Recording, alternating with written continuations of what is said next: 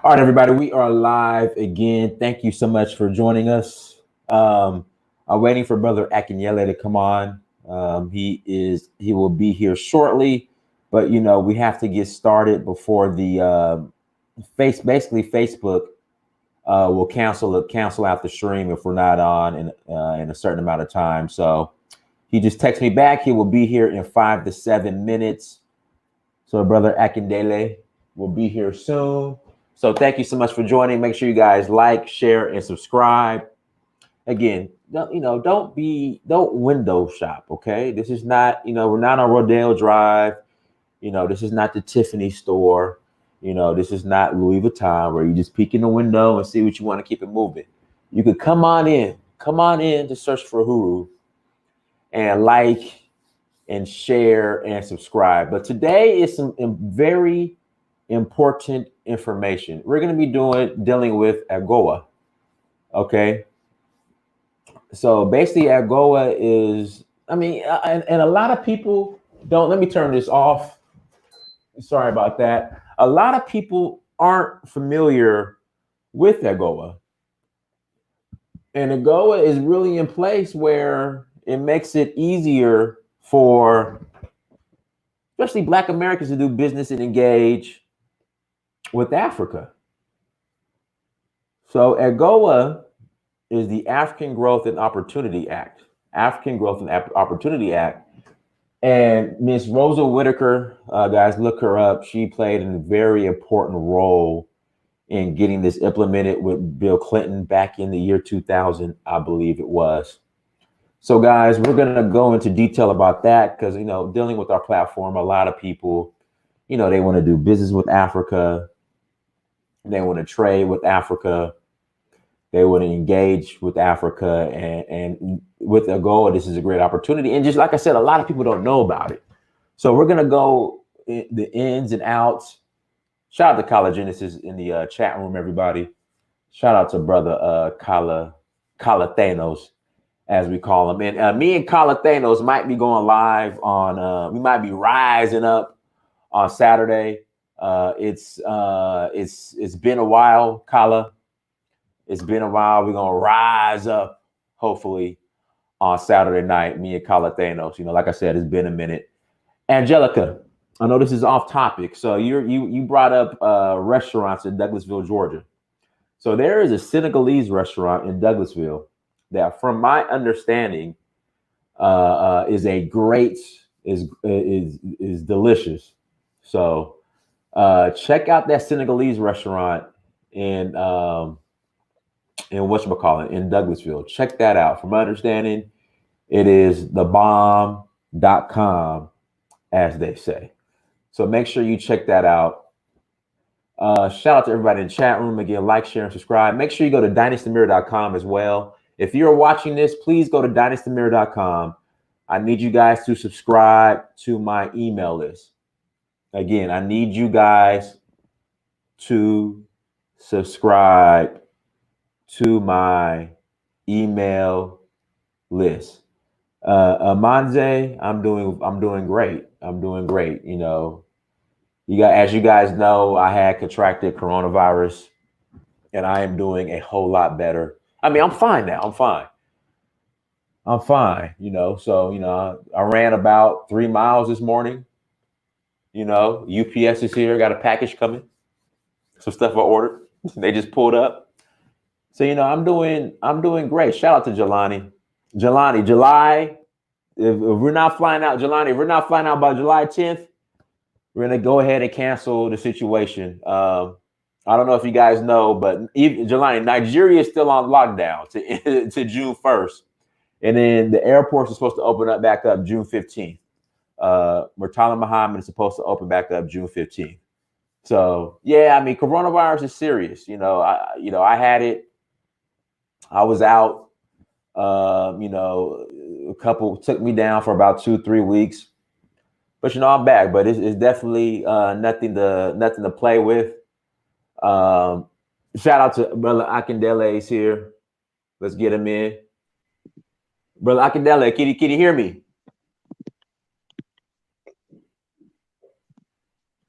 Can you hear me? I hear you just fine. Can you hear me? Okay, hold on a second. I cannot hear you 100%, but let me do this.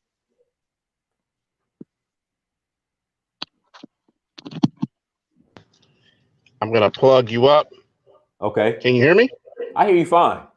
Loud and clear. There we go. All right. Yeah, I hear you fine. Loud and clear. All right. Yes, sir. Thank you. Very good. Akindele Akinyemi. I, Akinyemi. you get Akinyemi. Sorry about you that. get you For getting there, brother.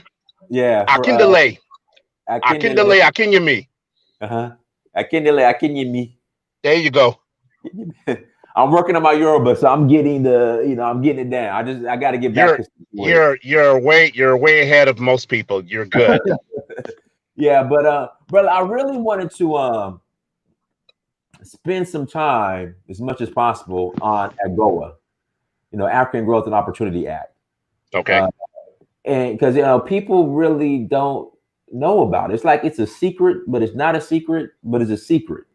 If that makes Mm-hmm. sense. So wanted to kind of go into that so people could get a better understanding of what it is and how much of an impact that makes on trade and how it really, especially the diaspora of Black Americans, could Mm-hmm. really leverage that when engaging Africa and particular Nigeria. So if you could Mm-hmm. introduce yourself, tell everybody who you are, who might not know, who's new to the platform, and what all you do, then we'll jump into AGOA. Yeah. Once again, well, first of all, I apologize for being so late. Oh, it's all Um, good. I've been running around, and for some strange reason, I thought we were going to do this broadcast tomorrow, but it's today. But I'm always ready for any level of action or Right. education. Right. For your viewers, once again, my name is Akindele Akinyemi. I am the president and CEO of the Global African Business Association.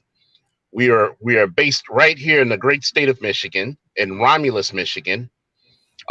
We have hubs in Texas, Nebraska, Georgia, New York, the Maryland, D.C. area, and we have representation in terms of GABA ambassadors in Nigeria, Cameroon, and Mozambique. I myself am a 20 plus year veteran in education. I've spent much of my buck of that educational experience in K-12, and I spent the last 5 years in higher education. Um, GABA is a business support and business education network. What we provide in GABA are the tools for your success. We help provide information ranging from taxes, ranging from business planning, business educational things if you want to do business in Africa or do business here in the U.S., as well as visa education through immigration, things like that. Also, our focus is on economic development. So we are doing a major community development project in Inkster, Michigan. That's where we originally launched back in 2014, which is kind of next door to Romulus. Romulus, Michigan is where the airport is located, Detroit Metropolitan Airport. Inkster, Michigan is right up the road. We picked Inkster because Inkster is 6 square miles, 24,000 residents. Um, if you're 8 to 10% of the land there is vacant. Oh wow. So if you want to engage in any kind of urban agricultural projects or anything like that, that's the place to go. We'll talk about Romulus as well, since we're going to talk about AGOA. Of course. So what we managed to do in Inkster as a team. Right now, we're in the midst of um, moving what is called the Cultural Arts District project along, as well as it's actually called the official name is called the Steam and Heat Project, and that is a project that centers around agricultural, cultural arts, and technology. And so we're moving forward with that. We built a brand new library through the Leanna Hicks Library Board of Inkster, which I served 4 years on that board, 2 years as president. Spearheaded to getting a brand new $1.8 million library project right there in the city, amongst other great things, mural development, and trying to restore education through online education right there in the great city of Inkster. So we're doing a lot of great things in that city, and Romulus as well. We're working on a grocery store project. But I'm gonna go ahead. Well, I'll talk more about that as we talk about AGOA. Okay. Yeah. So AGOA. Let's jump right into it. I guess the impact of AGOA, the importance of it. What is it? A lot of people don't know about it. Right. Correct. So we could jump right into. I know something. Do you know Rosa Whitaker? Do I know who Whitaker? Rosa Whitaker. I believe she played a very huge role in implementing AGOA. Oh yes, I don't know her personally. I don't know her personally. Hold on one second. Sure. Akinyemi. Mr. Akinyemi, hold on. There we are. Go ahead. I was wondering how. Yeah. I know her through her. I don't know her personally, but I followed her work. They call her the godmother of AGOA.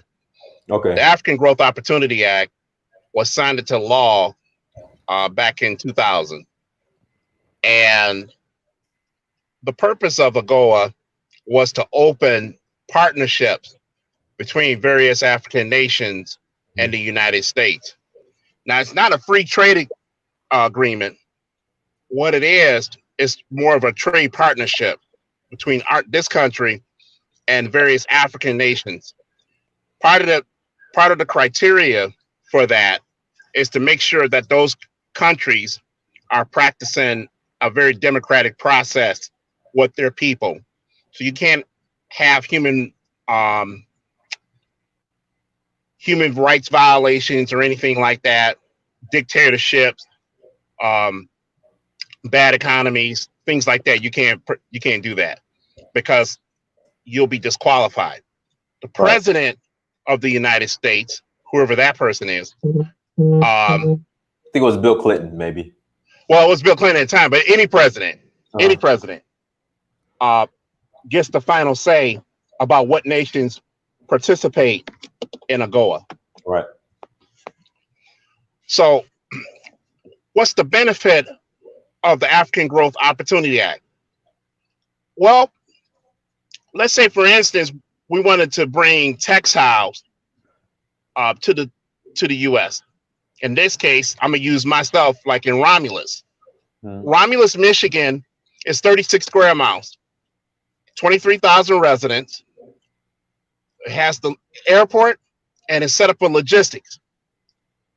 But it's missing one major thing. Doesn't have a grocery store. Wow. So can you believe that? It's a food desert. It doesn't have a grocery store. It's a food desert. So with that said, we're two things. One, we're building a grocery store in Romulus. And two, we're setting up what is called an African supply chain. Okay. Now, let's use that African supply chain as an example for AGOA. All right. I want to bring in cassava, plantains, pineapples from Nigeria or Ghana, and I want to import them here. Because the U.S. have a partnership through AGOA with both of those nations, when my stuff gets here to the port, it's tariff exempt. Oh, wow. It's tariff exempt. Now, I'm not saying AGOA is perfect, because it's not. But it's a tool that's totally underutilized by many African Americans that's trying to do business with Africa. Right. Now, you have a tariff exempt component. If your business is set up as a foreign trade zone, then what happens under a foreign trade zone is that you're not going to get taxed on your product until it hit retail market. So you have a foreign trade zone, you have AGOA, and these are two weapons, legal, that we should be leveraging in the diaspora to do business with Africa. But why is it so utilized? Or I could be wrong because I'm probably not in the loop. Do you think it's underutilized? Oh, it's unutilized because nobody really know about it. See, the issue is we have to stop looking at Africa as a social justice, security, and cultural phenomenon for us here in the U.S. We do. Ask yourself, why do Black cities in this country struggle? Part of it is because there's no ecosystem. There's no pipeline. If we were educated on the pipeline, then the rest will be history. We can sustain ourselves. Even through COVID-19, we should be able to sustain ourselves. Oh, if I can interject. So only 5% of Black businesses have received the emergency stimulus money that the government passed. Only 5% of Black businesses. Oh, yeah, I know. And then just the number of Black businesses that are shuttering because of, lack of resources in business is crazy. But is that happening in the Jewish community? Is that happening in the Asian community? And I can share with you, probably not, because they already have their own ecosystem. Right. They already have their own banks, their own financial institutions, their own assets, their own online education, just in case of something like this occur. In our community, it's a polar opposite. You understand? We have to start being educated about these things to survive the 21st century.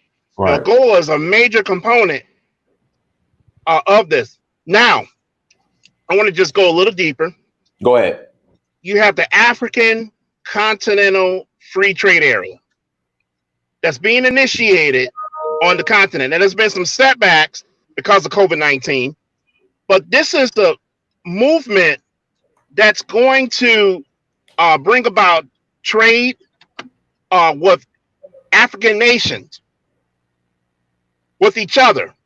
So instead of sending roses from Kenya to the Netherlands and from the Netherlands to Ghana, now those barriers have been broken down to do trade with one another. All right. Okay. Where do African Americans play into this? I have a grocery store that I'm building here. I'm setting up an African supply chain here. I need a presence in Nigeria. I set up a presence in Nigeria to continue the intra-trade.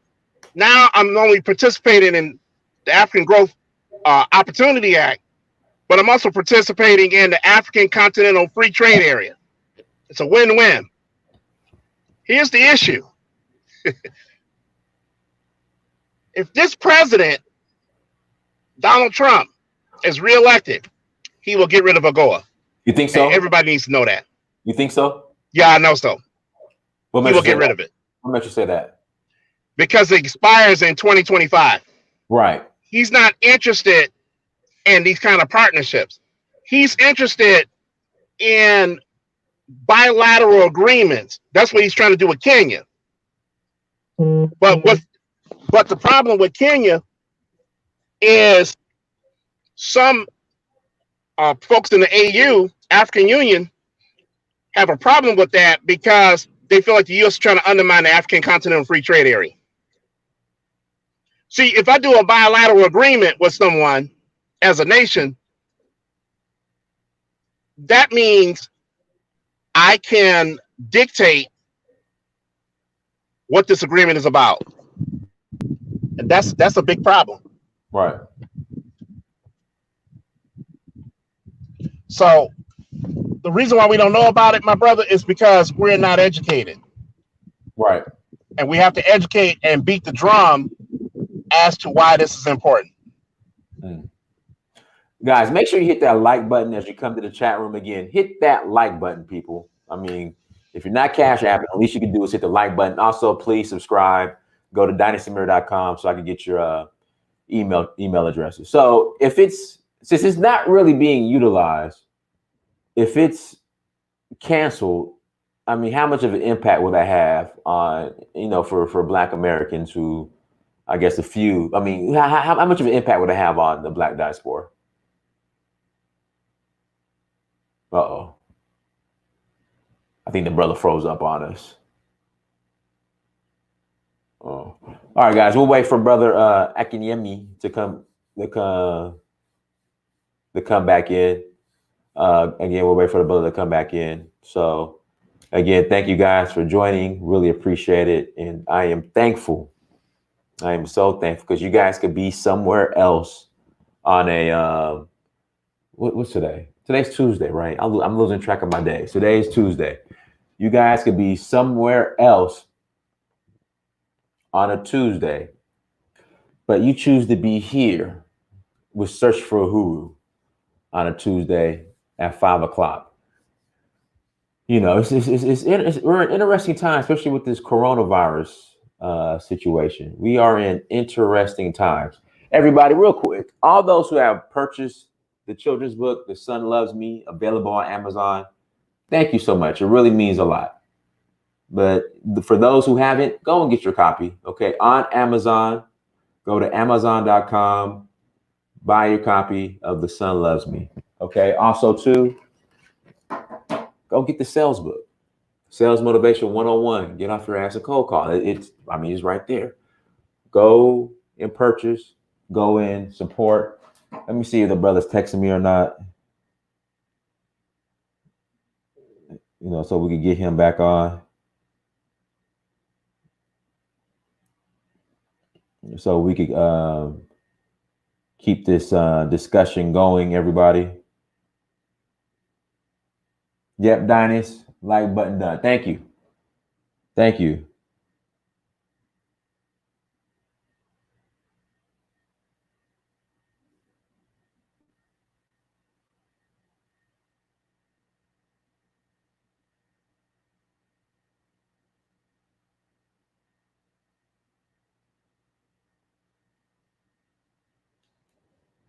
All right, let's see here. Let's get the brother back on. Here he is. All right, brother, we got you. All right, fantastic. All right, now we're good. I don't know what's going on with this network out here. No, so what I was sharing with you, my friend, was reason why, to answer your question, the reason why a lot of us don't know anything about AGOA is because a lot of us are not educated about AGOA as it pertains to benefiting their businesses, both abroad and here in the United States. So that's our responsibility to educate people about AGOA. I know there's some other people that's close in our network that is doing a phenomenal job of training people and teaching people about the African Growth Opportunity Act, as well as the African Continental Free Trade Area. Okay, that's good. Now, if Donald Trump, okay, so it's up for I guess re-implementation in 2025, but Trump will be out of office in 2024, right? Well, yeah, it's true. If he's reelected, no. Well, let me think.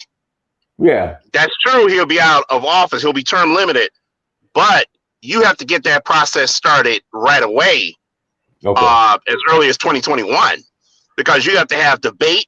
You have to have lobbying involved in this. What direction does AGOA go in? Do you still want to create are you trying to create a free trade agreement between the U.S. and some of the nations in the continent? So, I mean, there's a lot of debate that go into this. And so I know that there's chatter coming out of DC that he wants to get rid of it. Mm-hmm. So we should deny him that opportunity and that privilege to do that. All right. Who's I would say advocating on our side in DC to make sure that AGOA is not terminated? Well, you have Congresswoman Karen Bass, who is currently the chair of the Congressional Black Caucus. She's always championed AGOA. Mm-hmm. You have Frederica Wilson. You have some key players in Congress that will champion AGOA. In terms of those organizations that are on the ground, you're not going to find too many of them. Of that, and that's a problem. I know we're trying to position GABA to really start beating the drum with AGOA moving into the second half of this year, with post COVID-19, in terms of educating the public about why this is important. You have a few other organizations that have done a remarkable job of educating people about AGOA. But in terms of the lobbying itself to maintain AGOA, you don't see too much of that. You don't hear too much of that right now, unfortunately. Now, so for us who are importing items from Africa, are actually us, and so okay, so this is the thing. It's just from my understanding, sometimes, especially dealing with countries like Nigeria, unfortunately, our country, it's hard to bring items over here to there. Yeah. Now, with that being said, when we get to that point and we just are at customs and say, hey, this is part of AGOA. Yeah. Will that give us any leverage, or is it just like, oh well? You'd be shocked. A lot of folks in customs ain't never heard of AGOA. Well, that's my point. I know. That's my point. That's why I asked that question. A lot of people in customs ain't never heard of AGOA. They're not educated either. Right. They're just not. And so I have a friend of mine who bring items from Nigeria here to the U.S. They were trying to put tariffs on it, and she said, "How can you put tariffs on something that's already tariff exempt?" They didn't even know what she was talking about. Right. And she explained the African Growth Opportunity Act. They cross-referenced what she was saying, and they were correct. And they had to let those products go. But this is a big education process when you're talking about doing business in Africa and Africans doing business in the U.S. This is a big education process, period. Right. And I think if we can link the wealth between these entities like AGOA, the African Continental Free Trade Area, the U.S. Ex-Im Bank, I think if we can start linking these things together and these assets together, we'll have sustainable communities both here and abroad. Right. Absolutely, guys. Make sure you hit that like button. Please hit that like button and also share the content. What brought up the need of AGOA, or even the idea of it? Do you know, like what? Like there was no cohesive plan at the time of trade with Africa. Again, we've always thought of Africa as a social justice, a security issue, and a cultural issue as it pertains to the U.S. and as it pertains to African Americans. We never talk about Africa from an economic perspective. Right. And what's happening now and now is China. China has moved into the continent in mass economically, and Africans are doing business with China. And now when you look at, and so over 20 years ago, we had some bilateral agreements, but we didn't have a cohesive plan of how to move the continent in terms of trade and doing business. We feed the continent foreign aid, but we're not feeding the continent with foreign trade. And so AGOA is that first step. Now with China being where it's at now, in terms of being a world player, in terms of trade with Africa, that bothers the U.S.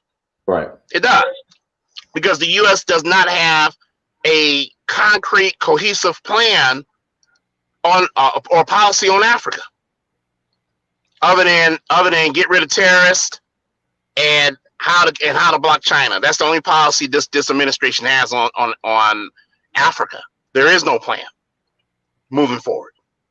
Now, as far as but not to cut you off, but that might be a great thing, because your city, I always tell this folks, you can move your city faster than you with the federal government anyway. It may be your city you live in, right, that may be able to develop a comprehensive plan for Africa in terms of trade, in terms of resources. You may be able to do that at the local level anyway faster than the federal government. Federal government may not know anything, but you and I at the local level will be able to push this thing faster, because a city is considered a municipality, a part of a state, part of a nation. And if we're linking cities together to do business with one another, we're going to move a lot faster in our ecosystem as opposed to the federal government, both here and abroad. Now, as far as the relationship between China and Africa, do you think that's going to be strained because of the COVID situation?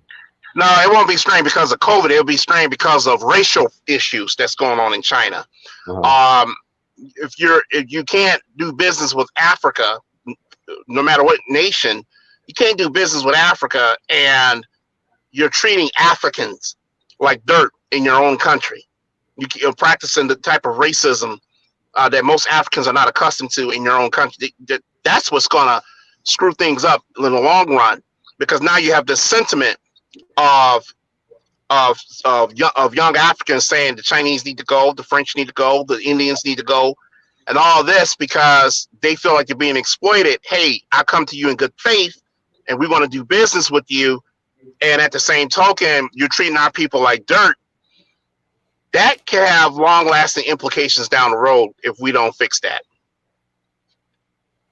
What kind of, as far, would it be a good thing if, we kind of did everything in-house, and, as far as all the help that we're getting from foreigners, kind of... Foreign aid, the problem is not foreign investors, because Africans look at African Americans as foreign investors. That's not the problem. Okay. The problem is, what are we doing to strengthen our nations internally? For example, we don't need the Chinese or anybody to strengthen our healthcare system in a place like Nigeria. We can do that ourselves. Yeah, but the problem, we refuse to. The problem is, you're spending about 3% or something or less of your GDP on healthcare. That's totally inadequate. Right. Military issues. I think you're spending about 0.5% on GDP on military. That's why you can't beat Boko Haram in the Northeast. Right. You understand? We have to start. All this is dealing with the shift of a mentality, and we have to. You're right. We could fix our own countries if we wanted to. We choose not to, because religion plays a big role in that. In terms of being a lazy Christian or Muslim, right? Using Jesus or Muhammad as a credit card, like a Visa card. You sin for 6 days, you slide your credit card, and your sins are washed away on the 7th day. We have that mentality. Right. You sit around it, you still do things like wear a wig in a courtroom. They stopped wearing wigs in Britain a long time ago. Why are you still emulating this? Right. This is what I mean by mentality. The advent of a white Jesus. Oh God, that's okay. All right. So where I'm going with this, my brother. So where I'm going with this is, our mentality has to change if we're going to move this process forward. Because when Africa comes to the 21st century, and we talked about the 4th Industrial Revolution, where technology and cyber physical spaces would take a root. When these things are moving forward on the continent, this is the time for us to link the wealth between African Americans here in the U.S., our Caribbean brothers and sisters in the continent. Now, what that looks like, that depends on what angle you want to take it. Do you want to create a digital media space? Do you want to create a national education chain? Do you want to create manufacturing? It's deeper than just the color of our skin. We also got to have a strategy to leverage what's in front of us. In this case, we started talking about AGOA. Well, with AGOA, what does that look like? What kind of manufacturing base do we have on the continent that we can export to the U.S.? Shoes, auto parts, cars, in this case, face masks, PPEs, alcohol, rubbing alcohol. Okay, people having trouble finding Lysol. Can we manufacture disinfectant from the continent? I went to the grocery store last week. No paper towels, completely out. No paper towel. It's crazy. So we have in our own ecosystem. Can you imagine us manufacturing disinfectant and paper towel, exporting it, putting it in a distribution center here in Georgia or Michigan, and we put it in our own black-owned and operated stores, right? Grocery stores and convenience stores. And other people that don't look like us got to come to us to spend their money. Now, either one or two things that happen. Either they'll kill themselves or before they spend their money with us, I think they or might. they got to come spend with us. Hey, listen, I think they might kill themselves. So I'm just saying that I'm sharing with you that you're right. They may kill themselves. I'm sharing with you that we have the ability right now and the technology to create our own ecosystem. The reason why we don't do it is because of mentality. That's really what it boils down to. Let's see. Any questions in the chat room, you guys? Any questions in the chat room? Let's see here. A little off topic. The whole COVID situation. How's that going to affect like the future of just Black business here in America? Like, what are your thoughts on that? Black businesses should be engaged in e-commerce. They should be engaged, but they should be engaged in e-commerce right now as a fail-safe. There should be a hybrid of how we move forward in the Black community here. You should have an e-commerce system and a physical system. And the reason I'm saying that goes for schools too. Schools, hybrid model. Some lessons need to be taught online, others need to be taught in the classroom, because this is not the last pandemic. And so what that said is we need to expand our broadband capabilities in our community, both here and abroad. We need to increase our internet penetration abroad if we're going to play ball. If we need to understand how technology is going to play a big role in sustaining Black communities in the 21st century. And part of that, it has to be through e-commerce. We must create a hybrid model of business if we're going to survive the 21st century. Now, we also need to go a little deeper than that, and that is we need a manufacturing component to connect to our businesses. Right. Again, that's that African supply chain that we're working on in GABA. We need our own supply chain from the continent, from the Caribbean, here in the U.S., supporting our e-commerce systems. We set up a distribution center. We have logistics and transportation, and we can move these products anywhere in the country by rail, by land, or by air. We have to have that kind of system of sustainability to survive in the 21st century. And I'm gonna tell you something. People may think that this is crazy, but it's not. People do it every single day. White folks, Jewish people, Asians, everybody, Hispanics, they do this stuff every day, creating their own ecosystem. They do. It's time for us in the 21st century to do the same.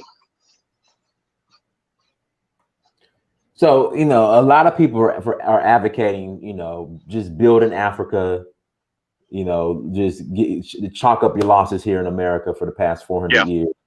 What are your thoughts on that? I read your article and posted your article in our not just on my Facebook page, but also posted it in our GABA has a group called Black Entrepreneurs Go Global in our Facebook group, and we posted your article about that.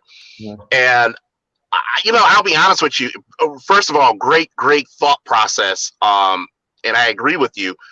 I think one of the things realistically that we need to figure out is, yes, there will be a time where some may just relocate, like some African Americans relocate to Ghana and they have the time of their lives. Right. I don't like to, me personally, as Akindele, I don't like to give a romantic view of Africa to anybody, because that's not the truth. What I like to tell folks is, if you're moving to Africa, why are you moving to Africa? What's the purpose? What are you trying to do? What's your game plan? What's your master plan? What's your 5-year plan? How are you going to survive? How are you going to survive if you get sick? Have you taken a look at the healthcare system? So I'm breaking down these things that I help people to realize that just because you're around a group of Black people don't mean that your problems stop. It doesn't mean that the tribalism stopped, because it doesn't, unfortunately. What we really need to be doing, my friend, is to really create a pipeline between the diaspora.